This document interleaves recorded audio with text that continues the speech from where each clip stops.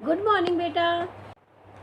मैं बबीता ठाकरान आप सबके स्वास्थ्य की भगवान से दुआ करते हुए आज फिर एक बार म्यूज़िक की क्लास के साथ आपके सामने हूँ।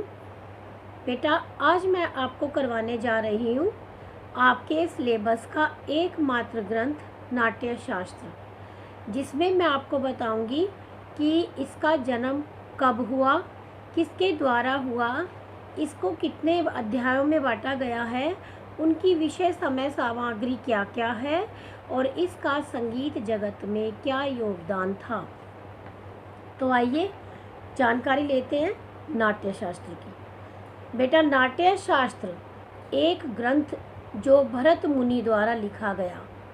कुछ लोग इसका काल चौथी शताब्दी को मानते हैं और कुछ के अनुसार तीसरी और पाँचवीं शताब्दी में इसका जन्म हुआ, किंतु संगीत संबंधित विषय वस्तु और जानकारी के अनुसार इसका काल पाँचवीं शताब्दी को ही माना गया है।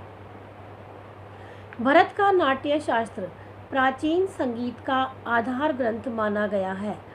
इस ग्रंथ में उन्होंने 21 मूर्छनाओं, 7 स्वर, 22 श्रुतियाँ और इन सब के बारे में संपूर्ण जानकारी दी है।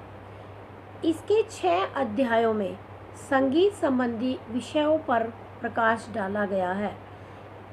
वैसे तो इन्होंने इस नाट्य शास्त्र का प्रचार गायन विषय को लेकर नहीं लिखा था, किंतु नाट्य कला को समझाने के लिए उन्होंने जो इसमें संगीत संबंधी जानकारी दी, उससे इसे इस वाद्य शास्त्र के साथ जोड़ दिया गया और इसे संगीत संबंधित जानकारी के बारे में विशेष माना जाने लगा। भरत ने नाट्य शास्त्र के 6 अध्यायों में सिर्फ संगीतिक तत्वों का वर्णन किया है। अब वो जो 6 शास्त्र है वो कौन कौन से हैं वो देखिए। तत्व जो हैं इसके, भरत ने केवल मध्यम और षड्ज ग्राम का उल्लेख किया है, यानी मध्यम और षड्ज ग्राम माना है। गंधार ग्राम को उन्होंने पूर्ण रूप से छोड़ दिया है। भरत के समय जाति गायन होता था। जाति गायन से मतलब सिर्फ भगवान की स्तुति के लिए जो पूजा की जाती थी वही होता था, यानी भरत के समय केवल जाति गायन प्रचार में था। राग का नाम उनकी किताब में कहीं नहीं देखने को मिलता। जातियों के शुद्ध और विकृत रूपों से संसार भर के संगीतमय स्वरों का उन्होंने बहुत सुंदर वर्णन दिया है। नंबर 2, षड्ज ग्राम की 7, मध्यम ग्राम की 11 जातियाँ, अर्थात कुल मिलाकर उन्होंने 18 जातियाँ मानी हैं।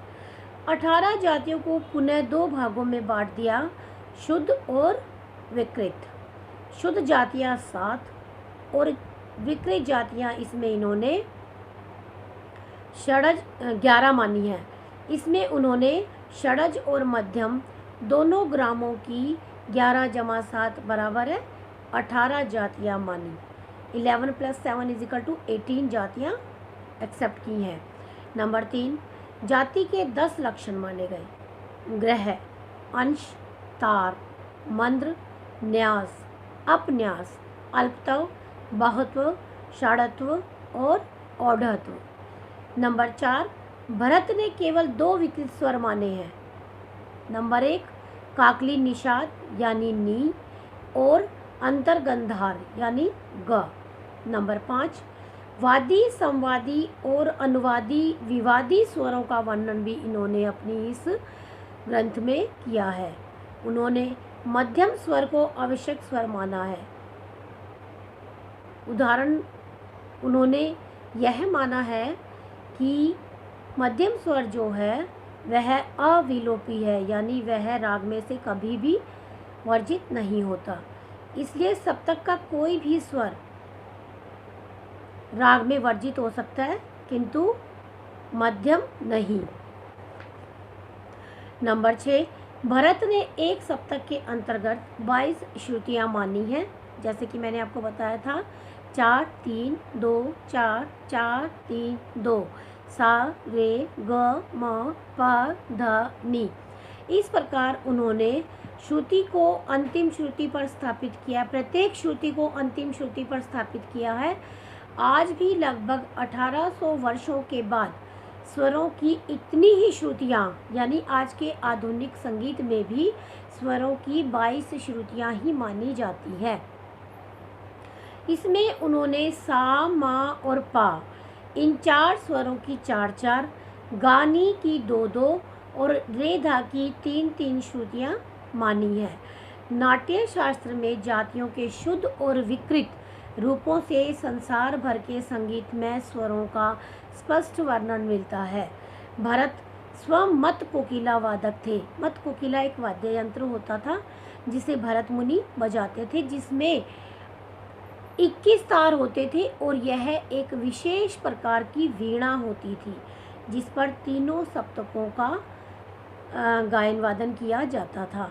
नाट्य शास्त्र में विपंची, चित्रा, कच्छपी, घोषक आदि वीणा की चर्चा भी की गई है। अंत में संगीतकारों ने स्पष्ट रूप से कहा है कि नाट्य शास्त्र संगीत का प्रथम ग्रंथ है और यह ग्रंथ दक्षिणी संगीत और हिंदुस्तानी संगीत की पद्धति पर आधारित ग्रंथ है।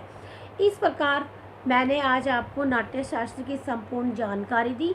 बेटा, आप लोग इसे ध्यान से पढ़िए, इसे याद करिए, क्योंकि आपके सिलेबस का एकमात्र ग्रंथ है और अंडरस्टूड है कि ये इम्पोर्टेंट भी है। अगली कक्षा के लिए तैयार रहिए। फिर मिलते हैं, जल्दी ही मिलते हैं। आप सबके भविष्य की कामनाओं के लिए। बबीता ठाकरन, बाय, सी यू बेटा।